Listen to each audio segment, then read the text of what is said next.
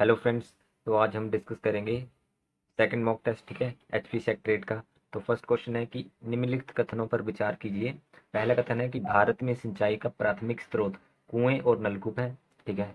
Next कथन है कि नहर सिंचाई का 60% से अधिक भारत के प्रायद्वीपीय क्षेत्र में पाया जाता है। अब आपने बताना है इन दोनों कथनों में से कौन सा सही है या फिर दोनों सही है, ठीक है। तो इसका राइट आंसर हो जाएगा ऑप्शन ए, दैट इज केवल वन। कि आपका पहला कथन तो सही है लेकिन दूसरा कथन आपका गलत है, क्योंकि जो आपका नहर द्वारा सिंचाई की जाती है वो प्रायद्वीपीय क्षेत्रों में नहीं की जाती, वो आपकी की जाती है नॉर्थ स्टेट्स में। जैसे आपका पंजाब हो गया, ठीक है, पंजाब हो गया और हरियाणा हो गया, ठीक है। इन स्टेट्स में की जाती है नहर द्वारा 60% से अधिक सिंचाई। नेक्स्ट क्वेश्चन है कि हाल ही में सुर्खियों में रहा ऑपरेशन नार्कोस का संबंध किससे है। तो इसका संबंध आपका आरपीएफ से है, that is railway protection force, ठीक है। तो ऑप्शन डी यहाँ राइट आंसर हो जाएगा। नेक्स्ट क्वेश्चन है कि किस देश को हराकर भारत की पुरुष बैडमिंटन टीम ने 15 मई 2022 को थॉमस कप जीता। तो लगातार आपकी जो इंडोनेशिया की टीम थी, दैट इज, ठीक है, इंडोनेशिया की टीम को हराकर भारत ने इस कप पर कब्जा हासिल किया, ठीक है। तो ऑप्शन डी यहाँ राइट आंसर हो जाएगा। ये भारत की काफ़ी ऐतिहासिक जीत रही है इस बार की, ठीक है। काफ़ी टाइम बाद भारत ने इसमें थॉमस कप पर कब्जा हासिल किया है। नेक्स्ट है कि निम्नलिखित में से कौन सा देश 2021 के दौरान हथियार का सबसे बड़ा निर्यातक राष्ट्र बना। तो ये आपका बना है अमेरिका, ठीक है। तो ऑप्शन ए यहाँ राइट आंसर हो जाएगा। नेक्स्ट क्वेश्चन है कि किस तूफानी चक्रवात ने मई 2022 में बंगाल की खाड़ी में तटीय राज्यों में तबाही मचाई। तो ये आपका आसानी तो चक्रवात था, ठीक है। तो ऑप्शन बी राइट आंसर हो जाएगा। नेक्स्ट क्वेश्चन है कि 1970 में मंकी पॉक्स के पहले मानव मामले की पहचान किस देश में की गई थी। तो आपको पता होगा हाल ही में काफ़ी चर्चा में रहा है मंकी पॉक्स के मामले, ठीक है। तो सबसे पहले जो इसकी पहचान की गई थी वो आपकी की गई थी कांगो देश में, ठीक है। तो ऑप्शन सी यहाँ राइट आंसर हो जाएगा। नेक्स्ट है कि विश्व आर्थिक मंच WEF द्वारा जारी ट्रैवल एंड टूरिज्म डेवलपमेंट सूचकांक 2021 में भारत का रैंक का क्या रहा है। तो इसमें भारत का रैंक रहा है 44वां। तो ऑप्शन सी यहाँ राइट आंसर हो जाएगा। और इसमें जो आपका टॉप किया है वो आपका किया है जापान है, ठीक है। टॉप पोजीशन में आपका जापान रहा है और भारत की पोजीशन रही है 44वीं, ठीक है। नेक्स्ट क्वेश्चन है कि पिन घाटी राष्ट्रीय उद्यान हिमाचल प्रदेश के किस जिले में है, ठीक है। तो जो आपका पिन घाटी राष्ट्रीय उद्यान है ये आपका पड़ता है लाहौल स्पीति में। तो ऑप्शन ए यहाँ राइट आंसर हो जाएगा। नेक्स्ट है कि चंबा के राजा राज सिंह और कांगड़ा के राजा संसार चंद के बीच समझौता हुआ था, वो कब हुआ था। तो वो आपका हुआ था 1788 ईस्वी में, ठीक है। नेक्स्ट है कि हिमाचल प्रदेश के रितेश राज्य का संस्थापक कौन था।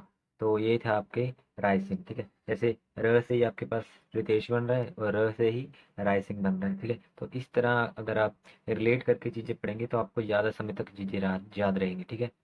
नेक्स्ट क्वेश्चन है कि शिरगुल देवता कहाँ पूजे जाते हैं। तो जो आपके शिरगुल देवता है ये सिरमौर के चूड़ामन पर्वत पर पूजे जाते हैं, ठीक है। ये सिरमौर और सोलन सॉरी शिमला के साथ लगता हुआ एरिया, ठीक है। तो राइट आंसर हो जाएगा ऑप्शन ए सिरमौर। इनकी मूर्ति जो होती है शिरगुल देवता की, ये भी एक जैसे आपके शिव जी की मूर्ति होती है उसी तरह की होती है, ठीक है। नेक्स्ट है कि जुग्गा आंदोलन कब हुआ, सॉरी कहाँ हुआ था। तो ये आपका हुआ था बिलासपुर में, ठीक है। ये आपका हुआ था 1883 में। 1883 के आसपास हुआ था बिलासपुर का जुग्गा आंदोलन। उस समय जो बिलासपुर के राजा थे वो थे आपके राजा अमरचंद, ठीक है। नेक्स्ट है कि थिरोट जल विद्युत परियोजना के निर्माण किस नदी पर किया गया है। तो जो आपकी थिरोट नाला है, ठीक है, जो चिनाब की सहायक नदी है, इस पर इसका निर्माण किया गया है, ठीक है। तो ऑप्शन ए यहाँ राइट आंसर हो जाएगा, चिनाब नदी। नेक्स्ट क्वेश्चन है कि डॉक्टर YS परमार बागवानी और वानिकी विश्वविद्यालय की स्थापना किस वर्ष हुई थी। तो ये आपकी हुई थी 1985 में। तो ऑप्शन डी यहाँ राइट आंसर हो जाएगा। नेक्स्ट क्वेश्चन है कि भारत की स्वतंत्रता के समय बिलासपुर रियासत का शासक कौन था। तो उस समय बिलासपुर रियासत रियासत का शासक थे आपके आनंद चंद। तो ऑप्शन बी यहाँ राइट आंसर हो जाएगा। नेक्स्ट है कि सोलन जिला के रूप में कब अस्तित्व में आया। तो ये आपका आया था 1 सितंबर 1972 में, ठीक है। तो ऑप्शन बी यहाँ राइट आंसर हो जाएगा। नेक्स्ट क्वेश्चन है बॉयसराय लॉर्ड लिटन ने शिमला के किस ऐतिहासिक भवन को जगह की कमी के कारण सुअरों का बड़ा कहा था। तो ये उन्होंने कहा था पीटर होफ हाउस को। तो ऑप्शन बी राइट आंसर हो जाएगा।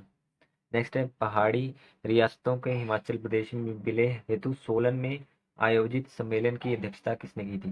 तो ये इसकी अध्यक्षता आपकी की थी राजा दुर्गा सिंह ने, ठीक है। तो ऑप्शन ए राइट आंसर हो जाएगा। इस सम्मेलन में फिर जो प्रस्तावित संघ है उसका नाम क्या रखा गया था, उसका नाम रखा गया था हिमाचल प्रदेश, ठीक है। हिमाचल प्रदेश का नाम रखा गया था उसमें पहाड़ी रियासतों का, ठीक है। नेक्स्ट है कि हिमाचल प्रदेश का गठन कितनी छोटी बड़ी रियासतों को मिलाकर किया गया था। तो टोटल आपकी 30 रियासतें थी, ठीक है, तो ऑप्शन बी यहाँ राइट आंसर हो जाएगा। नेक्स्ट है कि हिमाचल प्रदेश के राज्य बनने के बाद इसके पहले मुख्य आयुक्त कौन थे। तो ये थे आपके एनसी मेहता, तो ऑप्शन ए यहाँ राइट आंसर हो जाएगा। नेक्स्ट क्वेश्चन है कि मानसून में भारत के अधिकतर राज्यों में भारी बारिश होती है। निम्नलिखित में से कौन सा राज्य इसका अपवाद है। तो केरल, कर्नाटक, आंध्र प्रदेश में मानसून के सीजन में काफी बारिश होती है, लेकिन जो तमिलनाडु है इसमें जो ज्यादातर बारिश होती है वो आपकी सर्दियों में होती है, ठीक है, तो ऑप्शन डी यहाँ राइट आंसर हो जाएगा। अगला प्रश्न है कि भारत का सबसे गहरा बंदरगाह कौन सा है। तो सबसे गहरा बंदरगाह भारत का है गंगावरम, ठीक है, जो आपका कहाँ पे पड़ता है, ये आपका विशाखापट्टनम आंध्र प्रदेश में पड़ता है, ठीक है। नेक्स्ट है कि निशी जनजाति उत्तर पूर्वी भारत के किस राज्य में निवास करती है। तो निशी जो जनजाति है ये अरुणाचल प्रदेश के 6 से ज्यादा जिलों में पाई जाती है, ठीक है, तो ऑप्शन बी यहाँ राइट आंसर हो जाएगा। अगला है कि भारत में विद्युत उत्पादन क्षमता में किस क्षेत्र में सर्वाधिक स्थापित की गई है। तो इन चारों में से इसका राइट आंसर हो जाएगा पश्चिम भारत, ठीक है। सबसे अधिक जो विद्युत का उत्पादन है वो पश्चिम भारत करता है, ठीक है, सबसे ज्यादा प्लांट जो विद्युत उत्पादन के वो पश्चिम भारत में पाए जाते हैं। अगला है कि Indira Gandhi super thermal power project किस राज्य में स्थित है। तो जो आपका Indira Gandhi super thermal power project है वो आपका हरियाणा राज्य में स्थित है, तो ऑप्शन बी यहाँ राइट आंसर हो जाएगा। अगला प्रश्न है कि मुल्ला पेरियर बांध का विवादित मामला किन दो राज्यों के बीच है। तो ये आपका 116 साल पुराना बांध है, ठीक है, जो आपका केरल में है। इसका जो विवादित है मामला वो आपका केरल और तमिलनाडु में है, ठीक है, तो केरल और तमिलनाडु, ऑप्शन डी यहाँ राइट आंसर हो जाएगा। अगला है कि किस वर्ष जहांगीर ने कांगड़ा पर अधिकार किया था। तो 1620 ईस्वी में जहांगीर ने कांगड़ा पर अधिकार किया था, ठीक है, तो ऑप्शन बी यहाँ राइट आंसर हो जाएगा। अगला है कि गुप्तकालीन राजाओं द्वारा ढलाए गए चांदी के सिक्कों का क्या नाम था। तो जो चांदी के सिक्के थे जो गुप्तकालीन शासक द्वारा ढलाए गए थे उनको कहा जाता था रूपक, या फिर रूप का भी कहीं कहीं लिखा गया, ठीक है, तो ऑप्शन बी यहाँ राइट आंसर हो जाएगा।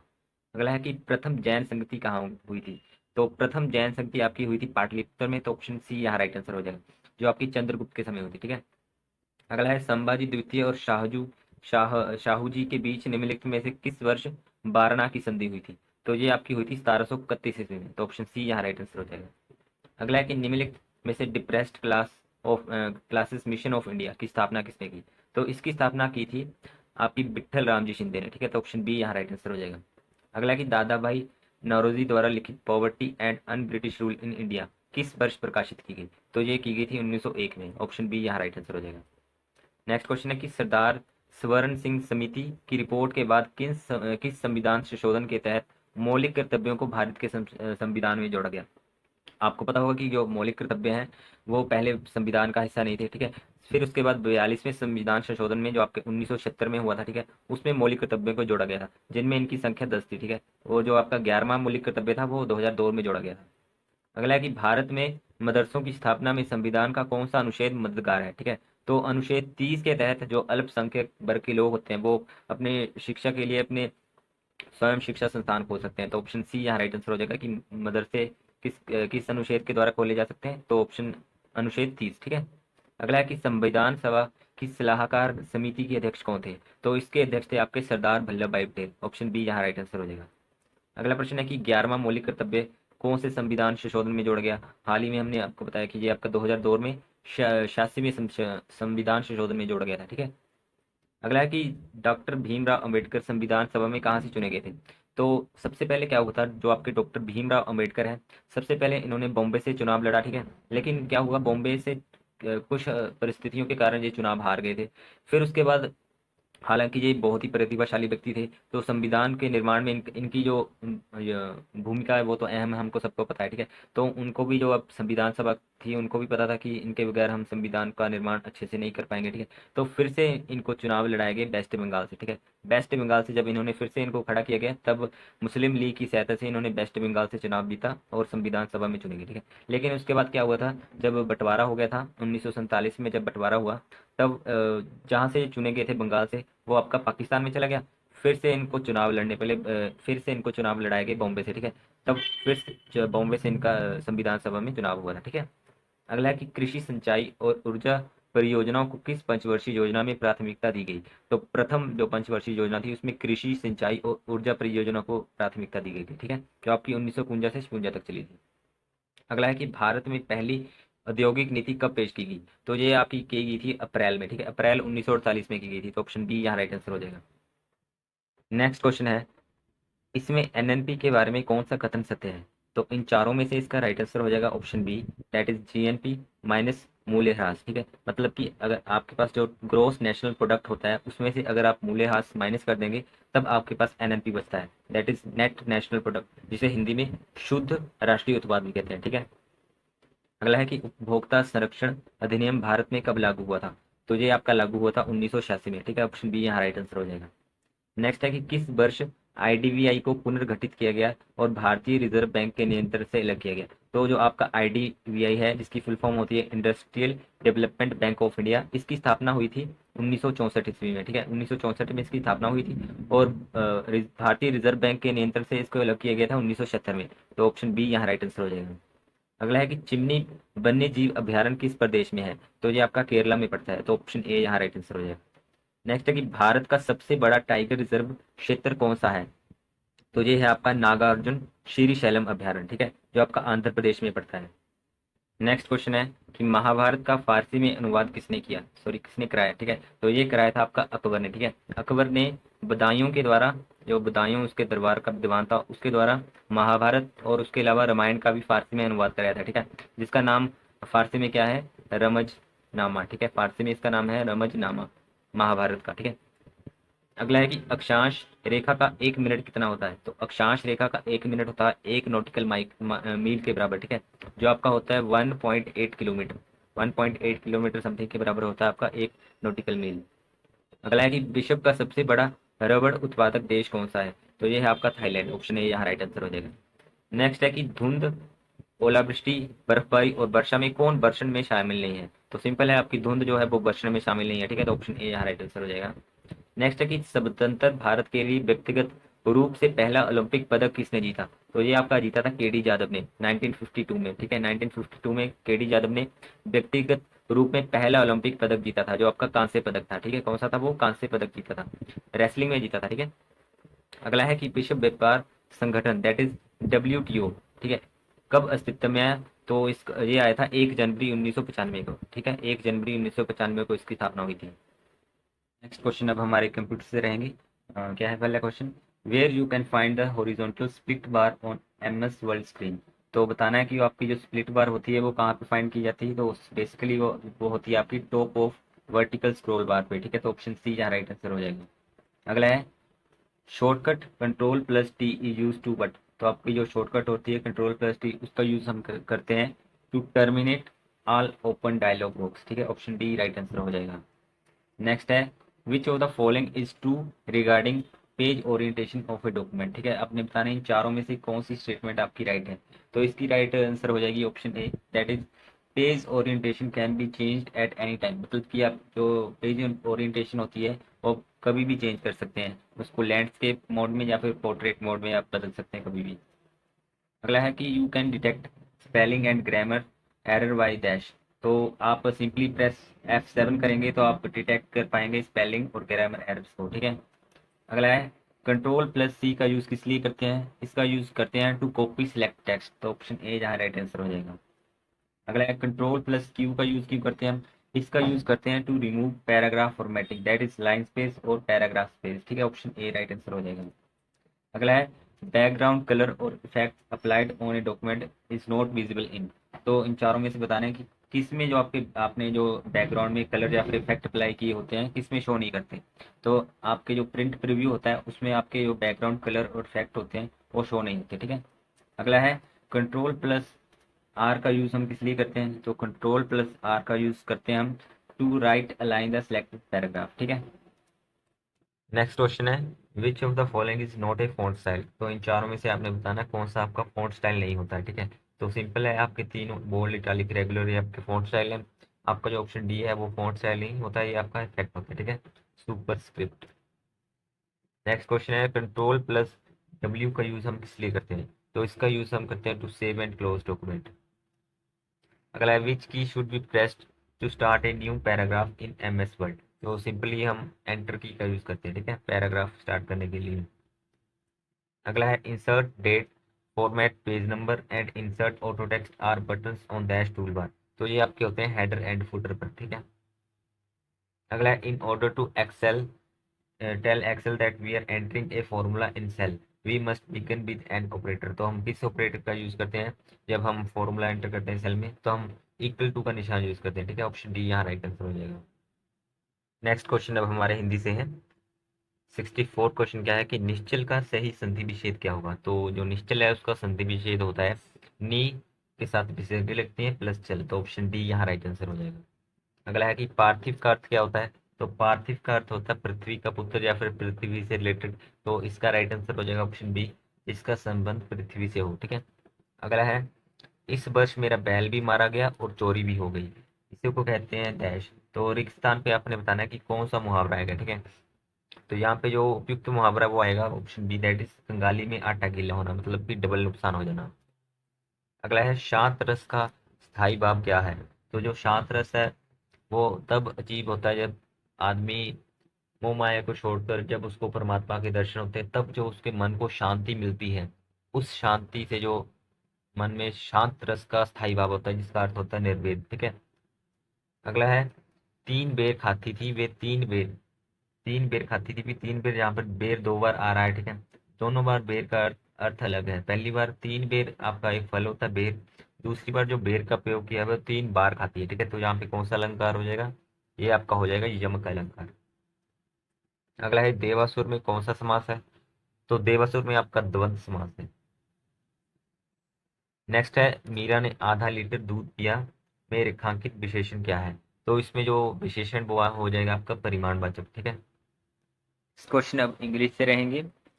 फर्स्ट 71st क्वेश्चन है it is dash for every taxpayer to dash the tax return to the income tax department. तो अब आपको बताना है इन चारों में से क्या आएगा यहाँ पर, ठीक है। तो इसका राइट आंसर हो जाएगा option C, that is obligatory comma submit. Obligatory का मतलब होता है नेसेसरी, ठीक है। तो ऑप्शन सी यहाँ राइट आंसर हो जाएगा। अगला है the boys were playing cricket. तो इसको आपको चेंज करना है पैसिव बॉयज में, तो बताना है इन चारों में से इसका पैसिव बॉयज क्या आएगा, ठीक है। तो इसका राइट आंसर हो जाएगा option D, that is cricket was being played by the boys, ठीक है। अगला है सिनोनिम है 73 डिफर। डिफर का सिनोनिम बताना क्या होता है। तो आपके पास चार ऑप्शन दिए गए हैं, इन चारों में से बताइए डिफर का सिनोनिम क्या होता है। तो इसका राइट आंसर हो जाएगा option D, that is postpone, ठीक है। डिफर का मतलब होता है पोस्टपोन करना। नेक्स्ट ऑगस्ट, ऑगस्ट का मीनिंग होता है शानदार, that is dignified, option C right answer हो जाएगा। नेक्स्ट एंटीनम्स है 75 है इंडस्ट्रियस, ठीक है। अब बताना कि इसका उल्टा क्या होता है। इंडस्ट्रियस का मतलब होता है मेहनती, तो इसका उल्टा हो जाएगा इंडोलेंट, जिसका मतलब होता है लेजी, ठीक है। नेक्स्ट है 76 कंसीड। कंसीड का मतलब होता है स्वीकार करना, तो इसका उल्टा हो जाएगा ऑप्शन बी रिफ्यूज, ठीक है। नेक्स्ट है to show the white feather. तो इसका एडीम बताना है इन चारों में से क्या होगा। तो इसका राइट आंसर हो जाएगा option A, that is to show sign of cowardice, ठीक है। अगला है Rajiv failed in examination because none of his answer were dash to the question asked. तो इन चारों में से बताना क्या आएगा। तो इसका राइट आंसर हो जाएगा पर्टिनेंट, जिसका मतलब होता है उचित, ठीक है। कोई भी उसका आंसर सही नहीं था। नेक्स्ट है select the pair which has same relationship like thrust and spear. तो इन चारों में से बताना है जैसे थ्रस्ट और स्पीयर की रिलेशनशिप है, इन चारों में से क्या आएगी। तो इसका राइट आंसर हो जाएगा option D, that is fence and epee, ठीक है। नेक्स्ट 80 क्वेश्चन है the man to who I sold my house was a cheat. तब आपको बताना है कि टू हु आई सोल्ड के स्थान पर इन चारों में से क्या आएगा। तो इसका राइट आंसर हो जाएगा option D, that is to whom I sold, ठीक है। नेक्स्ट है after 6 month you can also speak in dash like. तो सिंपल है, इसका आंसर आ जाएगा like, you can speak in English like me. Next आपका नरेशन से है, क्या दिया गया है कि David said to Anna Mona will leave for her native place tomorrow. अब आपको इसको चेंज करना है इनडायरेक्ट वॉइस में, ठीक है। इनडायरेक्ट में करना है, तो इन चारों में से बताना है कि इसका राइट आंसर क्या होगा। तो इसका राइट आंसर हो जाएगा option D, that is David told Anna that Mona would leave for her native place the next day, ठीक है। नेक्स्ट आपके क्वेश्चन साइंस से हैं। Anaemia is one of the major health problem in adolescent boys and girls in our country, which among the following is the cause of anaemia. आपको पता है anaemia एक बीमारी है, ठीक है। अब बताना है उसका कारण क्या है इन चारों में से। अगर पहला कारण है तो ऑप्शन सी टिक कीजिए, अगर चारों हैं तो ऑप्शन डी टिक करना है। तो बेसिकली इसके चारों जो लो इनटेक ऑफ आयरन, ये तो होता ही है, ये सबको पता होगा। लो इनटेक ऑफ सिट्रिक एसिड भी इसका कारण बन सकता है, और बोम्स के कारण भी और मलेरिया के कारण भी आपको एनीमिया की प्रॉब्लम आ सकती है, ठीक है। तो यहाँ पे ऑप्शन डी राइट आंसर हो जाएगा, that is all option are cause of anaemia. Next question है, which of these is a thermoplastic polymer. तो बताना है कि ऑप्शन ए बी सी इन तीनों में से कौन सा थर्मोप्लास्टिक पॉलीमर है, या फिर चारों हैं, तीनों हैं, ठीक है। तो यहाँ पे जो राइट आंसर वो ऑप्शन डी हो जाएगा, दैट इज जो तीनों हैं ये आपके थर्मोप्लास्टिक पॉलीमर होते हैं, ठीक है। Option D is the right answer. Next है, which part of plant give us saffron. तो केसर हमें कहाँ से प्राप्त होता है, तो हमें वो प्राप्त होता है स्टिग्मा और स्टाइलिस से, ठीक है। तो ऑप्शन बी यहाँ राइट आंसर हो जाएगा। अगला है, which plant disease is known as ring disease. तो किस प्लांट डिजीज को हम रिंग डिजीज के नाम से जानते हैं, that is wilt of potato, that is option C is the right answer. Next है, which among the following is known as quick silver. तो मरकरी को कहा जाता है क्विक सिल्वर, ठीक है। ऑप्शन बी राइट आंसर हो जाएगा। नेक्स्ट है, consider the following comparison of alkali metals and alkaline earth metal. तो फर्स्ट स्टेटमेंट क्या दे रखी है, when while no alkali metal is found in free nature, ठीक है यहाँ तक। Some of alkaline earth metal are found in free nature, तो ये गलत हो गई पहले, क्योंकि ये भी फ्री स्टेट में नहीं पाया जाता है अल्कलाइन में, ठीक है। सेकंड स्टेटमेंट है, while alkali metal are highly reactive, जैसे बहुत ज़्यादा रिएक्टिव होते हैं, and alkaline earth metal are moderately reactive, हाँ ये भी सही है। तो ऑप्शन बी यहाँ राइट आंसर होगा कि आपकी जो सेकंड स्टेटमेंट है केवल वही सही है, ठीक है। अगला है, which of the following statement represent Hooke law. तो हुक लॉ आपने बताना है इन चारों में से कौन सी स्टेटमेंट हुक लॉ को रिप्रेजेंट करती है। तो अकॉर्डिंग टू हुक लॉ जो आपकी स्ट्रेस होती है वो डायरेक्टली प्रोपोर्शनल होती है स्ट्रेन के, तो ऑप्शन ए यहाँ राइट आंसर हो जाएगा, that is stress is directly proportional to strain, ठीक है। अगला है, what do we call the cell potential when no current is drawn through the galvanic cell। तो जब आपका कोई करंट फ्लो नहीं हो रहा था सेल में से, तब आपके पास जो पोटेंशियल डिफरेंस होता है उसे हम कहते हैं EMF, that is electromotive force. Option B यहाँ राइट आंसर हो जाएगा, ठीक है। नेक्स्ट क्वेश्चन है, यदि ए स्टार बी आपके पास A plus B plus A B हो तो 3 स्टार 5 माइनस 1 स्टार 6 का मान ज्ञात कीजिए। तो आपके पास सिंपल है, ए स्टार बी आपके पास है A plus B plus A B, तो 3 स्टार 5 आपके पास क्या हो जाएगा, 3 + 5 और प्लस में 3 × 5 = 15, ठीक है। इसी तरह 1 और 6 का मान 1 + 6 प्लस 1 × 6, अब इसके बीच माइनस है, ठीक है, सभी में माइनस माइनस माइनस, तो आपके पास 5 × 3 = 8 और 7 एक कट गया, तो कितना बचा, एक बचा जहाँ पर, और 15 में से 6 के कितना बचा, 15 में से आप 6 माइनस करेंगे तो आपके पास बचेगा 9, तो 9 + 1 आपके पास कितना हो जाएगा, 10, तो ऑप्शन सी यहाँ राइट आंसर हो जाएगा। अगला है, प्रत्येक 4 वर्ष के अंतराल पर पैदा हुए 5 बच्चों की आयु का योग 70 है, तो बड़े बच्चे की आयु क्या है। तो सिंपल है, सबसे पहले आप सबसे छोटे बच्चे की आयु को x मान लीजिए, तो उसके अगले की आ जाएगी x + 4, ठीक है। इसी तरह x + 8, x + 12 और x + 16 आ जाएगी, ठीक है। तो इसका योग कितना दिया है, 70, ठीक है। तो आपके पास 17 यहाँ पे आ गया, और 5 बच्चे हैं तो 5x, और इनको प्लस करेंगे 4, 8, 12 और 16 को कितना हो जाएगा, ये 5x प्लस ये आपके पास हो जाएगा 40, ठीक है। तो 40 उस साइड जाके माइनस हो जाएगा, तो आपके पास 5x कितना आ जाएगा, 5x आपके पास 30 के बराबर आ जाएगा, तो 5 से 30 कट जाएगा 6 बार में, तो x आपके पास आ जाएगा 6, ठीक है। मतलब कि सबसे छोटा बच्चा उसकी उम्र आ गई 6 साल, तो सबसे बड़े की कितनी यानी आ जाएगी 16 + 6 दैट इज 22, तो ऑप्शन डी यहाँ राइट आंसर हो जाएगा। नेक्स्ट है, एक टोकरी में कुछ फूल हैं और हर मिनट बाद वे दुगने हो जाते हैं। 35 मिनट में टोकरी भर जाती है, तो कितने मिनट बाद टोकरी आधी भरी हुई होगी। तो सिंपल है, मान लीजिए आपके पास टोकरी में पहले मिनट में एक फूल है, तो दूसरे मिनट में कितना हो जाएगा, दूसरे मिनट में उसका दुगना, मतलब कि 2 फूल हो जाएंगे। अब इसी तरह आपके पास 35 मिनट में टोकरी पूरी भर जाती है, ठीक है, पूरी टोकरी भर जाती है, तो इसका मतलब उसके पिछले मिनट में दैट इज 34वें मिनट में टोकरी कितनी होगी, टोकरी आधी होगी, ठीक है। तो ऑप्शन डी यहाँ राइट आंसर हो जाएगा, 34 मिनट।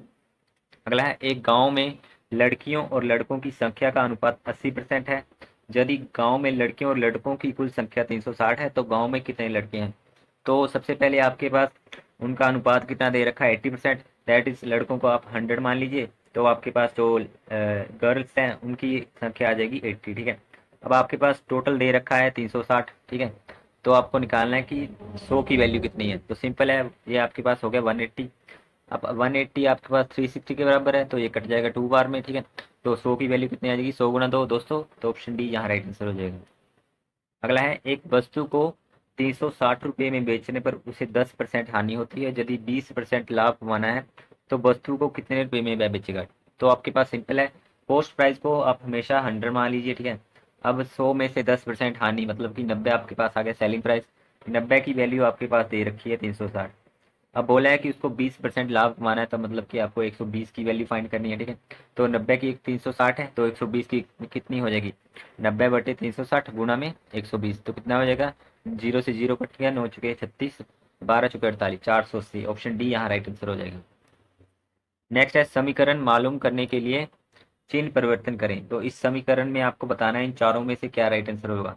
तो देख लेते हैं, सबसे पहले ऑप्शन क्या है, अगर हम डिवाइड को मल्टीप्लाई में परिवर्तित कर दें, या दैट इज जो आपका डिवाइड उसको उसके स्थान पे गुणा कर दे, तो क्या हो जाएगा, 7 पंजे 35, 35 प्लस 35 70, 70 माइनस 5 65। तो ऑप्शन ए यहाँ राइट आंसर हो जाएगा।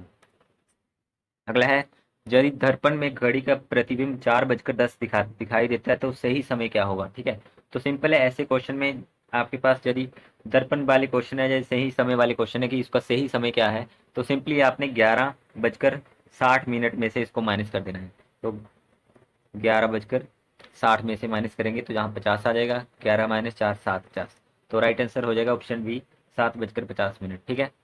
अगला है, एक कार 40 किलोमीटर की चाल से 40 किलोमीटर पश्चिम की ओर चली। तो बना लेते हैं साथ साथ। आपके पास ये डायरेक्शन होती है नॉर्थ, ये साउथ, ये ईस्ट और ये वेस्ट, ठीक है। अब क्या दे रखा है, 40 किलोमीटर प्रति घंटे की रफ्तार से चल रही है और 40 किलोमीटर चली, मतलब कि पश्चिम की ओर पहले चली वो 40 किलोमीटर, ठीक है। अब बोला है फिर बाएं मुड़ी और चली 20 किलोमीटर, ओके।